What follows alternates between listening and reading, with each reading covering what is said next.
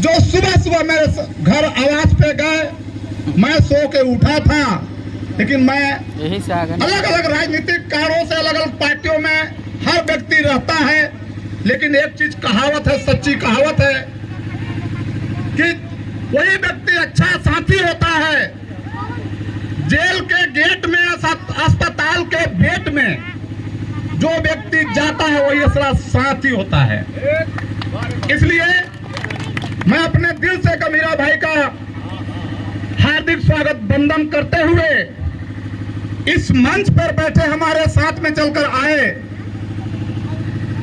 सम्मानित क्रय विक्रय के चेयरमैन एवं नगर पंचायत दुद्धि के संयोजक गार्जियन स्वरूप श्री रामेश्वर राय जी, दुद्धि मंडल के मंडल अध्यक्ष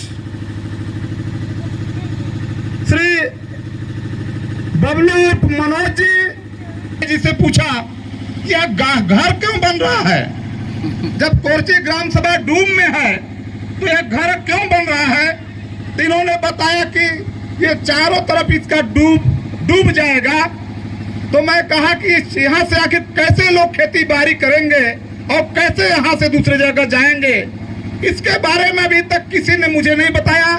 लेकिन मैं बैठा यहाँ तब से रामेश्वर राय से, जिसे मैं चर्चा करता रहा कि यहाँ के लोगों के साथ समस्या है, लेकिन आज तक जो पूर्ववर्ती सरकार ने, भारतीय जनता पार्टी की सरकार 2017 से आज तक केंद्र और प्रदेश में है, उसके पहले कांग्रेस के समय से यह बांध का शिलान्यास हुआ है। और कितने में शिलान्यास, कितने बजट पे हुआ, कई करोड़ अरबों खर्च हो जा रहा है, लेकिन यह बांध की परियोजना पूरा नहीं हो पा रही है, यह बंदर बाट हो रही है।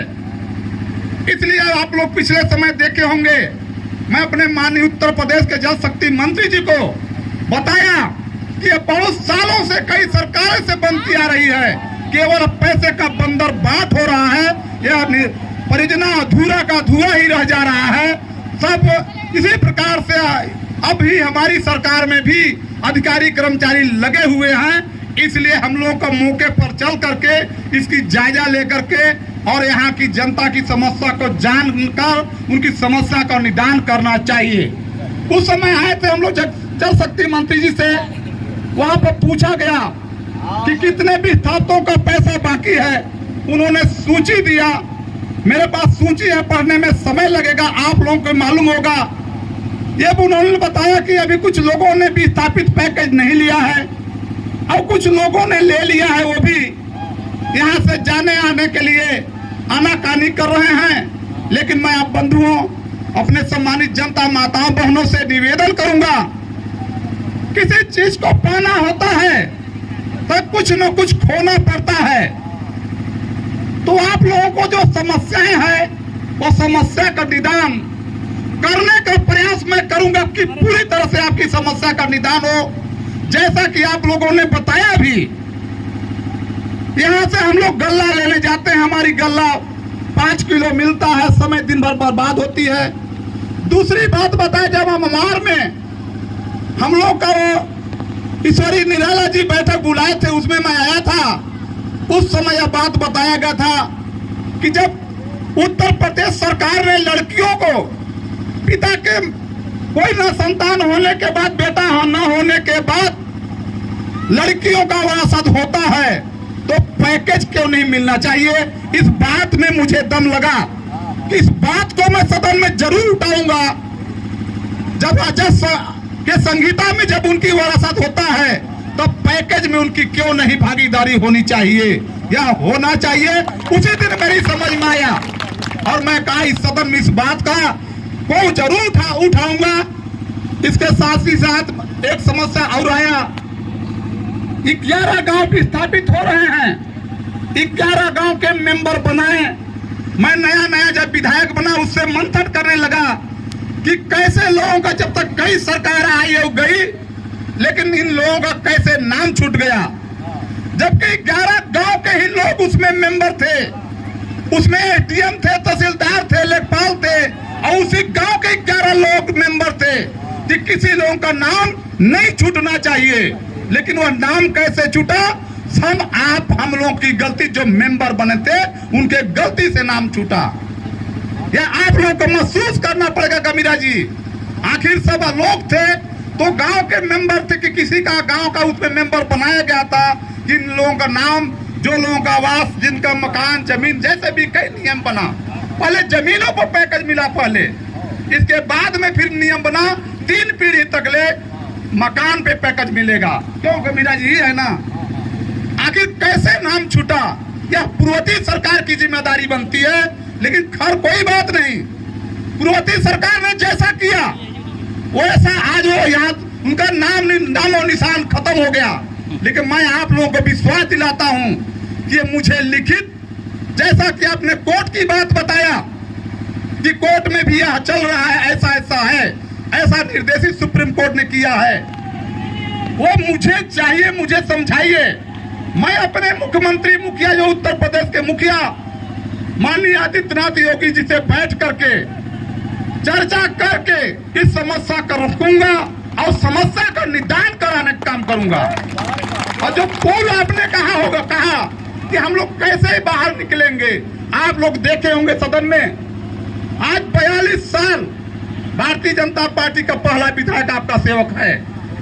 जिस प्रकार से आप लोग गरीब गुरबा हैं, हल खेती बाड़ी मजदूरी करते हैं, मैं आपके बीच से आया हूं। मैं गरीब का बेटा, किसान का बेटा हूं। मैं आप लोग का दुख दर्द को जानता हूं। मुझे आपकी जरूरत नहीं है केवल कानून कहते क्या क्या नियम हुए उसको बताने की जरूरत है। बाकी मैं आप लोगों को दुख पीड़ा को मैं जानता हूं कि किस प्रकार से आपके पैरों में अगर कांटा गड़ता होगा, लगता है उसे मुझे भी महसूस है।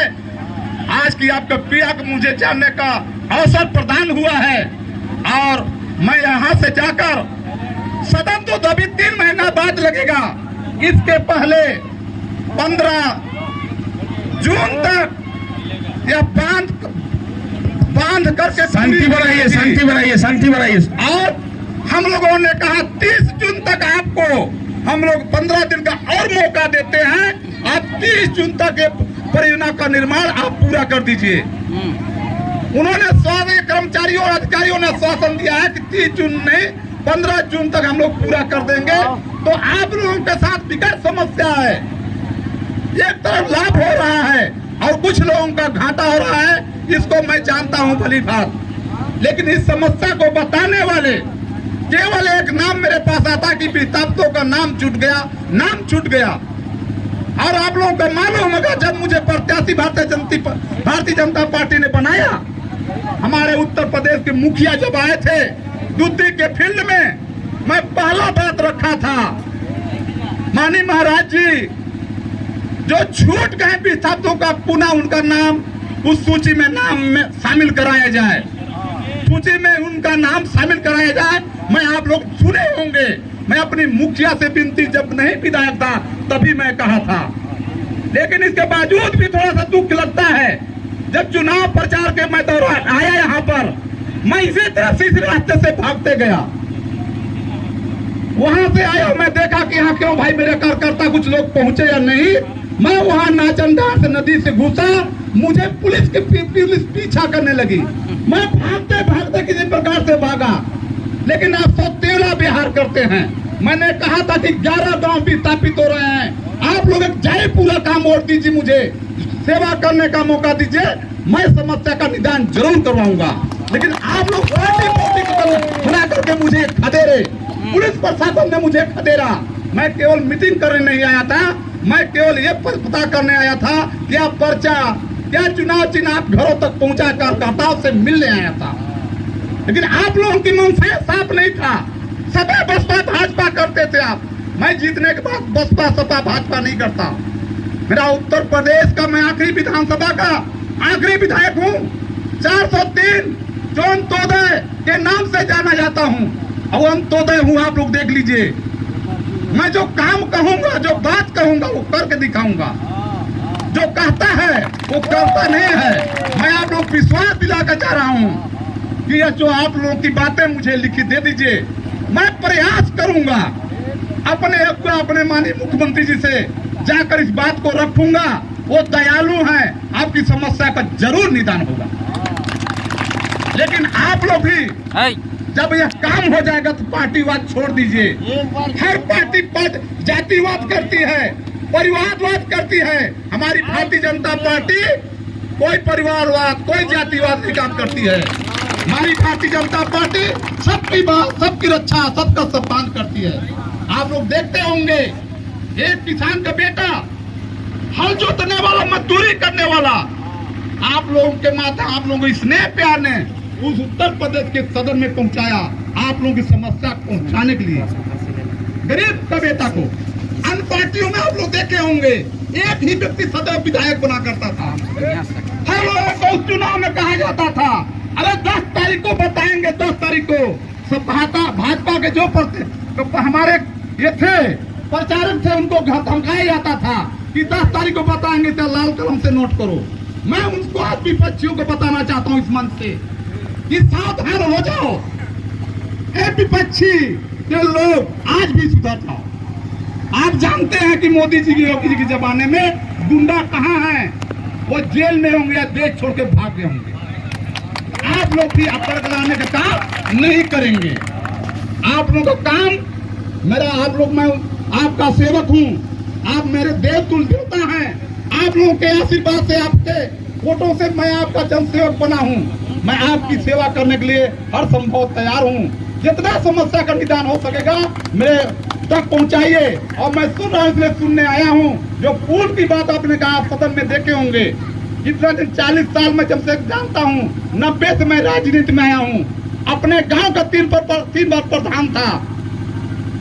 आदमी एक बार प्रधान बनता है, लेकिन 1 से 2 बार नहीं बन पाता है। लेकिन मैं 1 से 3 बार लगातार प्रधान था। कुछ रहा होगा, आज भी कुछ रहा होगा आप लोगों का आशीर्वाद इसने। मैं कुछ किया होंगे, हम किए होंगे, तभी आप लोगों ने मुझे उत्तर प्रदेश के सदन में भेजने का काम किया।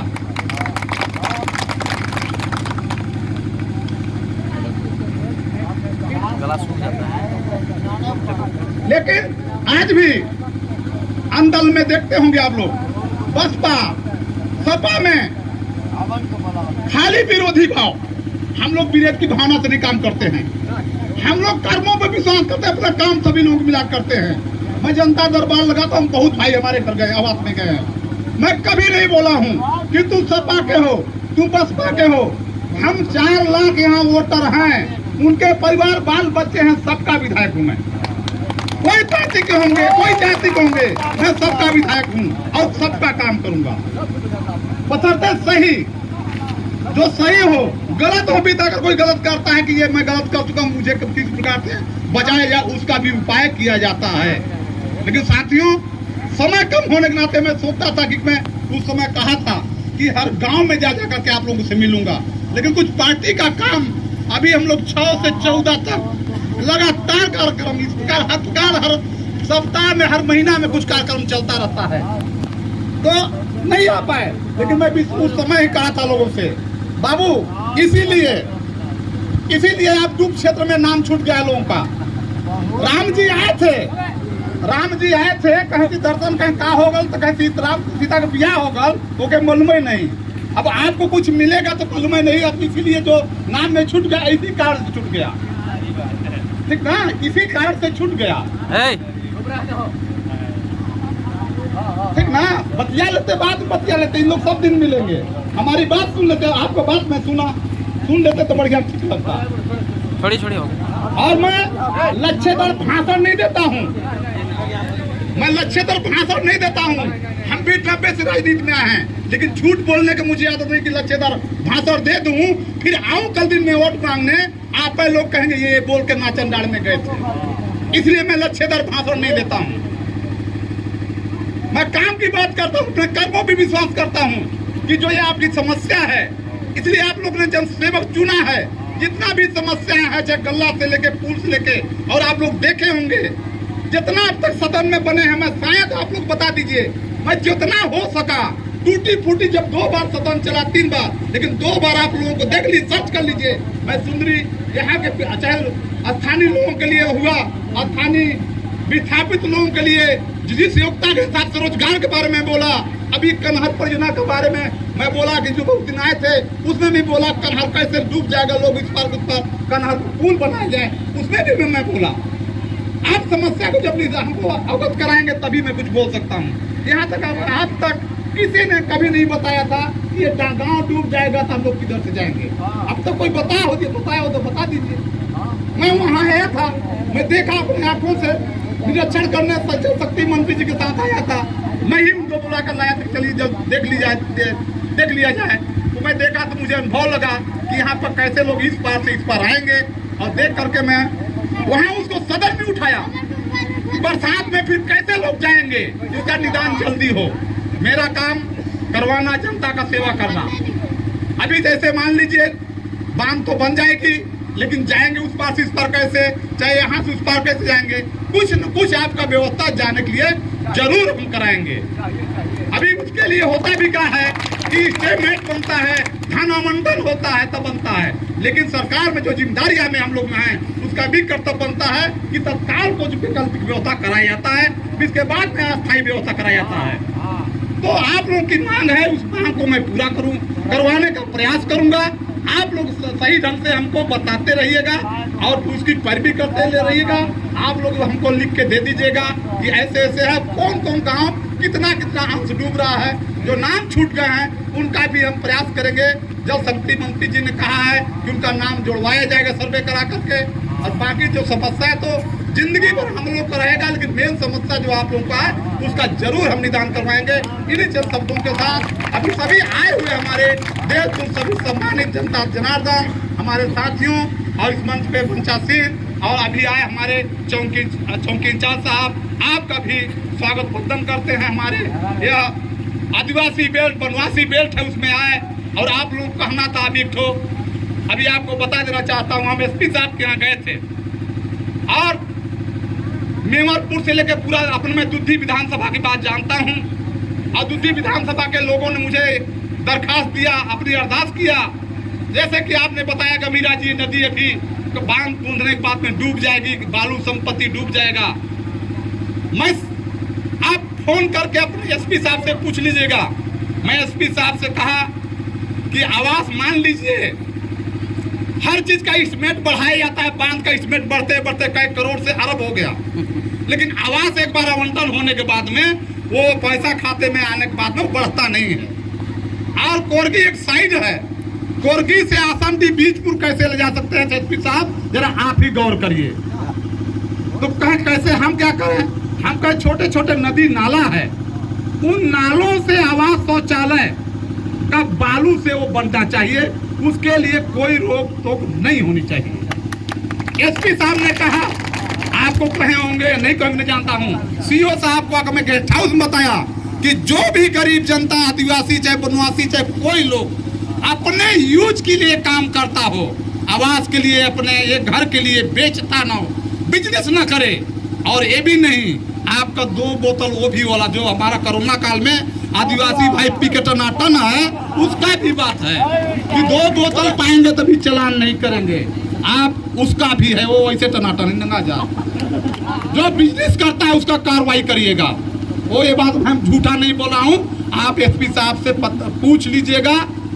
और बालू चाहे बोल्डर चाहे मिट्टी ट्रैक्टर से लाद के भरीन कर रहा है कोई, तो उसको आप कोई भी दखलंदाजी नहीं करेंगे। ये खनन विभाग की मामला होता है। खनन विभाग यदि कहता है खनन हो रहा है, आपको फोर्स मांगता है, आप जाकर के उनका साथ जाइए, कार्रवाई खनन विभाग करेगा। लेकिन आप किसी ट्रैक्टर वाले, किसी जो अपना घर आवास बना रहा है, मिट्टी ढो रहा है ट्रैक्टर से, जीसीबी से खोद करके या खेत को प्लेन कर रहा है, उसको हस्तक्षेप आप नहीं करेंगे। यह एसपी साहब से पूछ लीजिएगा। और इस मंच के माध्यम से कोर्ची में कह के जा रहा हूँ चौकी इंचार्ज साहब, यह आदेशित आपके था एसपी साहब किए होंगे। मैं सीओ साहब को आया तभी गेस्ट हाउस में मैं दूधी बता दिया कि सीओ साहब अपने सर्किल के सारे थाना अध्यक्षों को, चौकी इंचार्ज को बता दीजिए ये संपत्ति डूब जाएगी और ये अपना शौचालय आवास अपना घर बनाएंगे। कोई विलायत बेचता है यदि तो मुझे भी आप अवगत कराएंगे। कोई बिक्री करता है वो मैं कार्रवाई मैं भी करता हूँ, होना चाहिए, कानून के विपरीत में है। और यह तो आपका अधिकार है, आपका संपत्ति है। सरकार, हम भी सरकार के ही है, इस जगह जमीन सरकार का तब उजड़ रहा है। पैकेज देने के बाद में क्या हमको उसी प्रकार से हम आप जो लोग थे नहीं मिल पाएंगे? कहीं आप चल जाएंगे, कहीं आप चल जाएंगे, जैसे हम लोग मिलते थे नहीं मिल पाएंगे। ये दुर्भाग्य की बात है, लेकिन कुछ पाना है तो कुछ खोना भी है। सरकार अपने हिसाब से दे रही है, तो ये बात समस्या था। और भाई जितना यही था कि भाई बालू बोल्डर मेन समस्या अभी तत्काल बाकी आपके स्तर तक का है। और जो धंधा करता है, बिजनेस करता है, आप पकड़िए, उसका कानूनी कार्रवाई। और आप भी नहीं पकड़ेंगे, उसको भी नहीं पकड़ेंगे। आपके एसपी साहब से पता कर लीजिएगा, पूछ लीजिएगा। वो खनन विभाग यदि आपको फोर्स मांगती है जाएगी, खनन विभाग कार्रवाई करती है, वो कार्रवाई करे, आपका जिम्मेदारी नहीं। धारा 20 में कोई अगर खोद रहा है, कुछ कर रहा है, जंगल वाले फोर्स मांगे तो आप वहां जाएंगे। ये है निर्देश और आदेश आपका जो उच्च अधिकारी एसपी साहब है उनका है। तो आप इसको अपने अधिकारियों से पूछ लीजिएगा। आज के बाद में जब कोई शासनादेश आ जाएगा कि नहीं भाई ये करना है, तो हमको भी बता दीजिएगा। नहीं, इन गरीब जनता, आदिवासी, वनवासी, यहाँ के लोकल निवासी आदिवासियों को आप आक्षेप नहीं करिएगा।